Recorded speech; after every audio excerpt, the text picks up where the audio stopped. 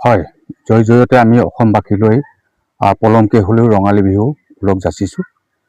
আমাৰ বেলেগুৰি অমৰজ্যোতি সংঘৰ লগতে সংগতি ৰাখি ৪৯ সংখ্যক বেলেগুৰি ৰঙালী বিহু উৎসৱ উদযাপন আমি দুদিনীয়া বৰ্ণাঢ্য কাৰ্যসূচী অনুষ্ঠিত কৰিবলৈ আগবাঢ়িছোঁ। ২৭ আৰু ২৮ বহাগ, ১১ আৰু ১২ মে এই দুদিনীয়া কাৰ্যসূচীত আমাৰ সদৌ অসম ভিত্তিত আমি বৰ বিহুৱতী, সৰু বিহুৱতী আৰু সদৌ অসম ভিত্তিত জেং বিহু প্ৰতিযোগিতা অনুষ্ঠিত কৰিছোঁ। আমি পুৰস্কাৰসমূহ এনেধৰণে ৰাখিছিলোঁ।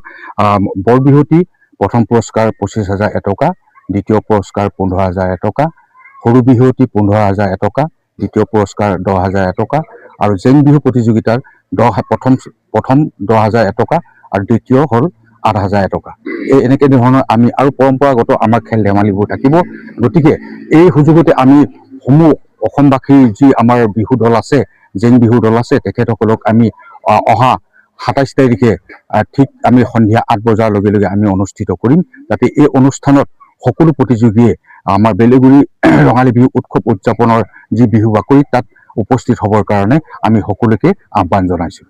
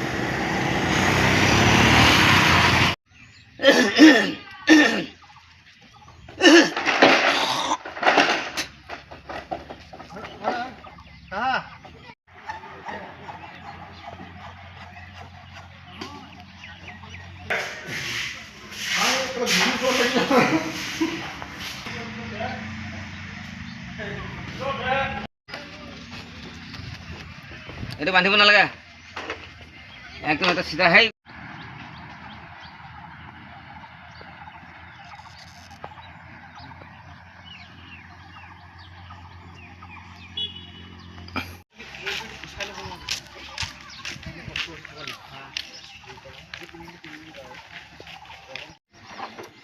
এই কেলা কথা ক'লে অলপ মানি মিছা গায় সেই